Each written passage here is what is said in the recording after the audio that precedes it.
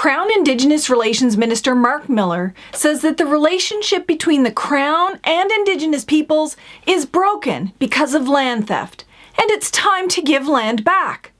Meanwhile, back home on the range, the RCMP with their big guns invade Wet'suwet'en territory and forcibly remove Indigenous peoples from their lands. Oh, and for good measure, they arrest, lock up journalists so they can't cover the story. No, we're not talking about China or Russia. This is Canada, folks, and it sounds like we're in trouble.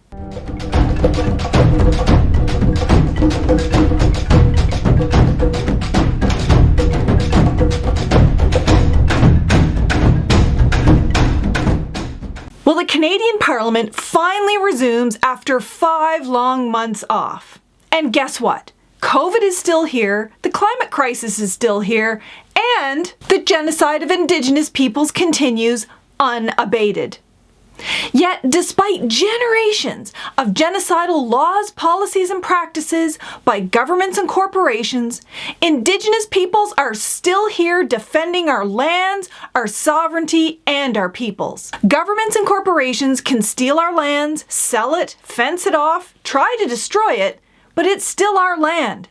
And if Canada hasn't gotten the message yet, we will always be here to defend it. We don't have a choice. It's our obligation as Mi'kmaq, Kayunkahaga, and Wet'suwet'en to protect the lands and waters for all living things, not just human beings. For generations, Indigenous peoples have been warning about environmental damage, climate change, and pollution of our waters done by the extractive and energy industries.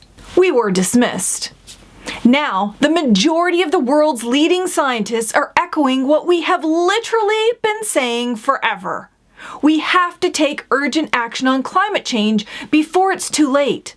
Scientists here at home, like David Suzuki, have been saying for years that our best chance at saving the planet actually comes from Indigenous peoples. Yet instead of working with our nations, Canada targets Indigenous peoples for violent oppression and dispossession. Peaceful land defenders, water protectors, and Indigenous rights advocates are vilified, criminalized, surveilled, suppressed, and incarcerated at ever-increasing rates. I mean, seriously, Canada's going to arrest Indigenous peoples who peacefully try to protect our water sources from contamination by pipelines? They do know that they are protecting the water for all of us, right? Canada, the same country that has been found guilty of historic and ongoing genocide against Indigenous women and girls, is going to allow man camps right beside our communities? They do know that man camps come with higher rates of drugs, criminal activities, violence, abuse, and exploitation of our women, right? They did read the report. And what's happening in the so-called province of British Columbia? Well, it's literally in its 3rd state of emergency for 2021.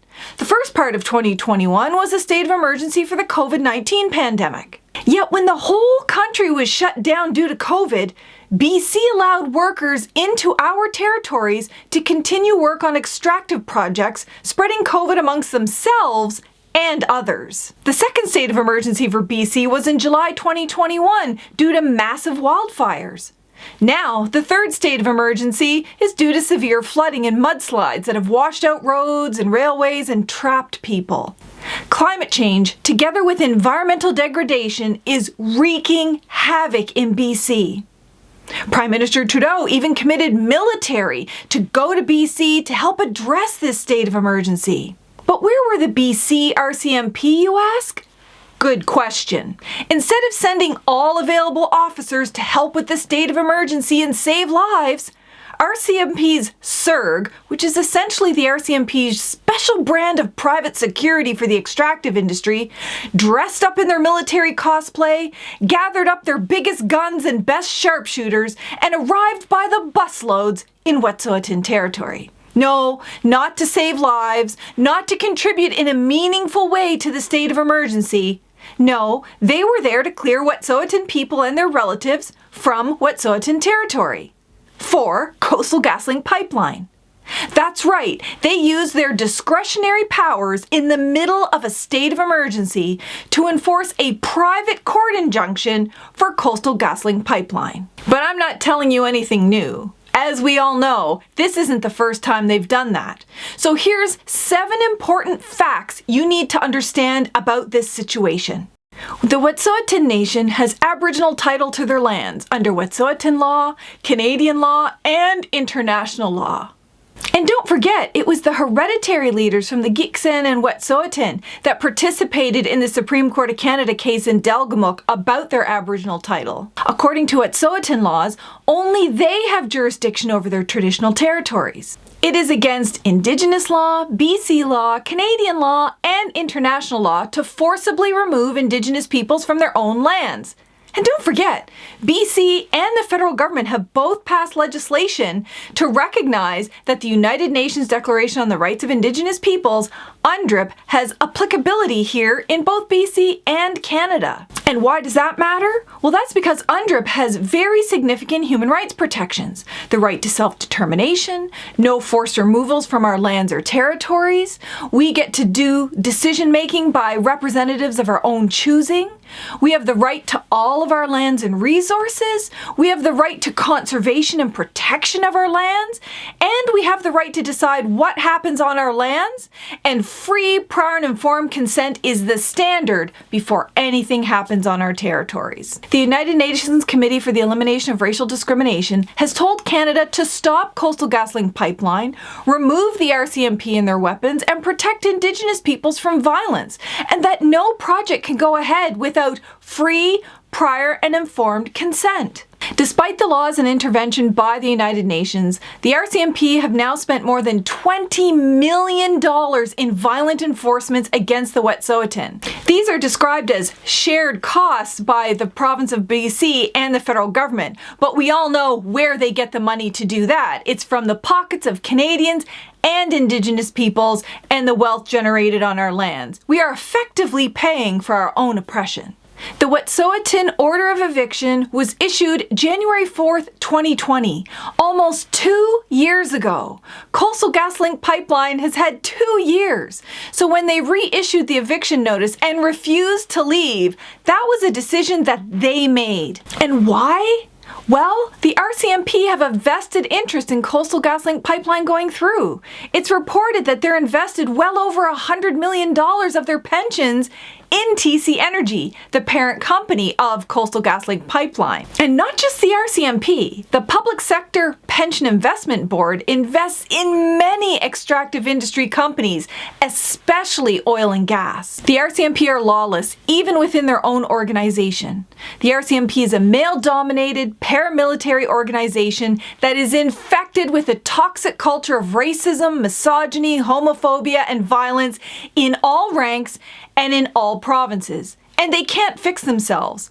But don't trust me, that's according to a report by former Supreme Court of Canada Justice Michelle Bastarache. And what makes all of this worse is that we cannot trust what the RCMP say. We know from past Indigenous land defense situations in BC that the RCMP can and will spin any story to make Indigenous peoples look bad.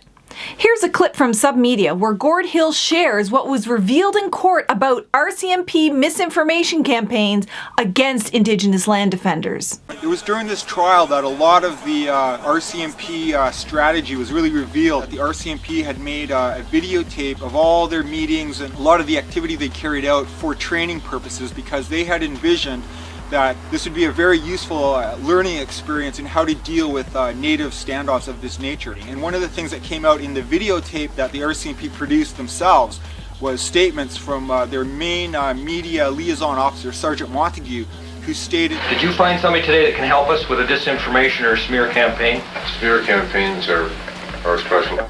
They cut off all media contact with the defenders so that only the RCMP version of events was reported. The corporate media faithfully reported the RCMP version of events as if it was truth, but as it was revealed, the methods and the disinformation campaign carried out by the police, a lot more Indigenous people began to support the Wet'suwet'en defenders. In fact, I invite you all to fact check everything I've said here, and I'll make sure to post links to all of the relevant resources. I know, before you even start typing the comments below this video, what some of your concerns are going to be. Some of you might be thinking, but some First Nations support the pipeline. Okay, all that shows is that there is no agreement for the pipeline, and thus no free, prior and informed consent by all of the rights holders in this situation, and that's a breach of the law. Some of you will be thinking, well, there's a court injunction that was issued. Okay, that doesn't mean that the injunction was lawful, and it is still against the law to forcibly remove Indigenous peoples from their lands. And some of you might even be thinking, well, you don't speak for the Wet'suwet'en. You're right, I don't. I stand in solidarity with Indigenous land defenders, water protectors, human rights defenders whose rights are being violated, often violently. And some of you might also be thinking, how can I advocate for sovereignty and jurisdiction of Indigenous nations while still supporting individual land defenders? Well, those two things actually go together. I've worked with First Nations, chiefs and councillors, First Nations political organizations, and grassroots groups and individual warriors on the ground. Governments have tried to divide and conquer us for generations. Corporations use money and litigation to pit us against each other. And the RCMP have long vilified land defenders as dangerous, rogues, militants, and some kind of splinter group that doesn't represent the voices of their people. But despite all the ways in which colonization has divided us into legal, political, social, and economic categories, we are still part of our sovereign nations. Sometimes divide and conquer works. Yeah, sometimes we're divided. But who is anyone to judge the ways in which we've tried our best to navigate colonization, genocide, violence, and dispossession that continues as we speak? Your job as a friend, ally, supporter, or even relative is not to intervene in internal discussions, but do what you can to support injustices in the moment. Support individual land defenders who risk their personal safety and freedoms to protect our lands. The United Nations has warned us all about the increasing rates at which individual Indigenous land defenders are being singled out, vilified, and criminalized, and Canada's no exception.